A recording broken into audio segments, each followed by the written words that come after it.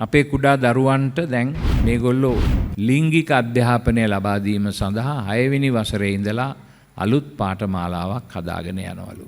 මේ හැම දෙයක් පිටිපස්සෙම ඉන්නේ ජාත්‍යන්තර සංවිධාන. ඇත්ත වශයෙන්ම අපි සතුටු වෙනවා මේ මීරිගම මිස මේ ජනතාව පොඩ්ඩක් බලලා එන්න අවස්ථාවක් ලැබීම ගැන. අපි සියලු දෙනාගේම මනුෂ්‍ය ස්වභාවය ආත්මාර්ථකාමී ස්වභාවයක් ලෙස අපිට හඳුන්වා දෙන්න පුළුවන්.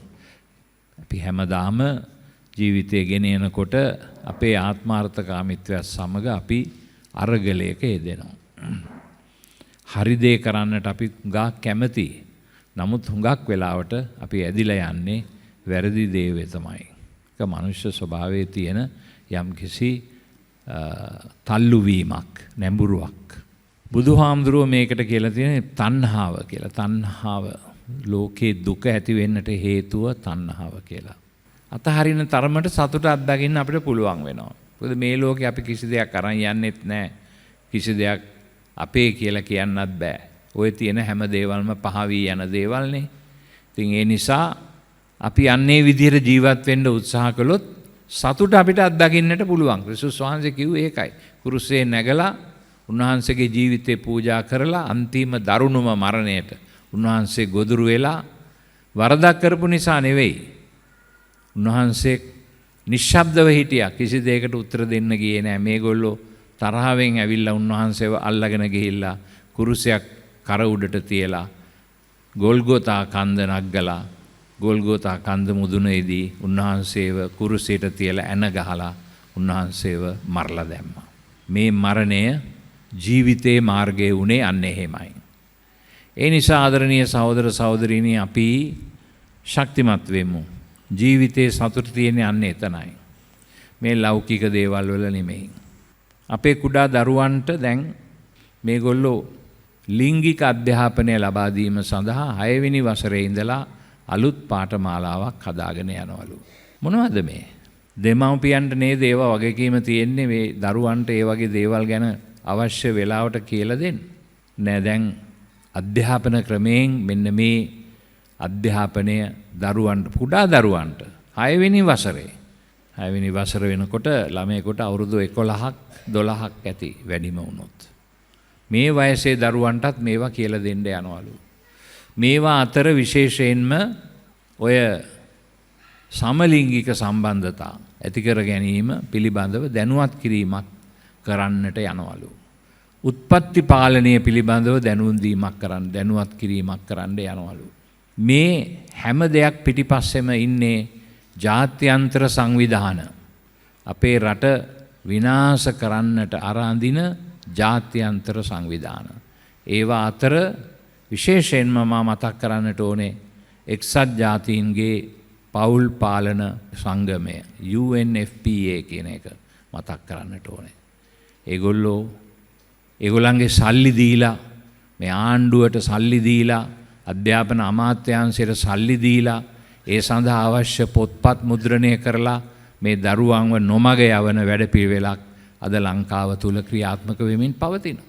ලබන ජනවාරි මාසයේ 27 වෙනිදා ඉඳලා මේ පාඩම් උගන්වන්නට යනවලු අපේ ඉස්කෝලවල දරුවන්ට. 6 වෙනි වසරේ දරුවන්ගේ ඉඳලා. මේව මොනවටද? මේ අපේ දරුවන්ව විනාශ කරන්න නේද මේ වැඩේ කරන්නේ? අනිත් එක මේ සමලිංගික තෝරා ගැනීම මොකද්ද මේ? මේ බටහිර ලෝකේ පිරිහුණු ලෝකේ ආගමක් ධර්මයක් නැති ලෝකේ මිනිස්සුන්ගේ වටිනාකම් තමයි දැන් මේ අපේ ලෝකයටත් ගේන්න හදන්නේ. අපේ රටටත් ගේන්න හදන්නේ. කොහොමද මෙවැනි දේවල් වලට සීලාචාර ආණ්ඩුවක් ඉඩ දෙන්නේ? ඒ නිසා අපි කියන්නට ඕනේ අනිවාර්යයෙන්ම මේ අශීලාචාර දේවල් අපේ දරුවන්ට උගන්වන්න යන්න එපා. අතහැරීම කියන්නේ ආගම ධර්මය කියන්නේ පන්සලට පල්ලියට ගිහිල්ලා මූනිච්චාවට මල් පූජා කරලා එහෙම නැත්නම් ඉටිපන්දම් පත්තු කරලා එන එක නෙවෙයි, ජීවත් වෙන එක. ධර්මයේ ජීවත් වෙන එක. ශාස්ත්‍රුන් වහන්සේලා අපට උගන්වපු ධර්මය අපි ජීවත් වෙලා එතනින් නිදහස ලබා ගන්නට ඕනේ. සතුට ලබා ගන්නට ඕනේ. සතුට ලබා ගන්න පුළුවන් වෙන්නේ ඒ ධර්මයේ හරියටම පිළිපැද්දොත් පමණයි. නමුත් මෙතන සිදු වෙන්නේ මේ මුළු රටම මේ බටහිර ලෝකයේ දිරච්ච සංස්කෘතිය අනුගමනය කරමින් අපේ ලෝකයේ තුල අපේ රට තුල තිබිච්ච සීලාචාර ගතිගුණ ඒවා කාබාසීනියා කර දාන්නට මේ පාලනය කරන අය දැන් යොමු කරගෙන තිබෙනවා මෙන්න මේ දේවල් හරහා. මේක වහාම නතර කරන්න කියලා මම ඉල්ලීමක් කරනවා ඒ අයගෙන්. වගකීමෙන් යුතුව කටයුතු කරන්න මේ රටට ගැළපෙන දේවල් නෙවෙයි ඕවා. එහෙමනම් දෙමව්පියන්ව දැනුවත් කරන්න මේ දරුවන්ට ඒ වැඩිමල් වියට යනකොට යම් යම් දේවල් කියා දීමේ ක්‍රමවේදය මොකක්ද කියලා දෙමව්පියන්ව දැනුවත් කරන්න. මේ 6-4ක් නොතේරෙන කිරිසප්පයන්ව මේ වැරදි මාර්ගයේ ගෙනියන්න රාජ්‍ය අධ්‍යාපන අමාත්‍යාංශය කටයුතු කරනවා නම් ඒක සම්පූර්ණයෙන්ම අපි හෙලා දැකිය යුතුයි. රාජ්‍ය අමාත්‍යාංශයක්. ඒක කරන්න ඕනේ දෙමව්පියෝ. දෙමව්පියන්ට උදව් වෙන එකේ ප්‍රශ්නයක් නැහැ. ඒ දේවල් කරන්නේ කොහොමද කියලා. ඒතර දෙමව්පියන්ට තීරණය කරන්න පුළුවන් Tamanට සුදුසු විදිහට ඒ දේ කරන්න. දරුවන්ව දැනුවත් කරන්න. දරුවන්ට ඒ දේවල් හරි හැටියට පිළිවෙලට කියා දෙන්න. පන්තිභාර ගුරුවරුන් මේ සඳහා සූදානම් කරන්න යනවලු. සම්මේලන පවත්වන්න යනවලු. මේක අධ්‍යාපනයේද? මේක අධ්‍යාපනය නෙවෙයි. මේක නොමග යැවීම.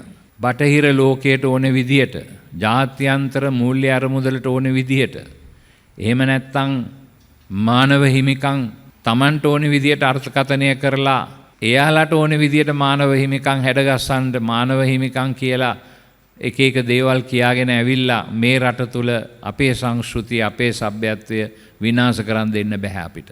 ඒක මතක තියාගත යුතුයි රට පාලනය කරන නායකයෝ හැමදෙනාම. ඒ නිසා මම දෙමව්පියන්ගෙන් ඉල්ලනවා කරුණාකරලා දරුවන්ව ආරක්ෂා කරගන්න මේ වලින්. ඉදිරිපත් වෙන්න. හඬ නගන්න. මේ වගේ මෝඩ වැඩ කරන්න දෙන්න එපා.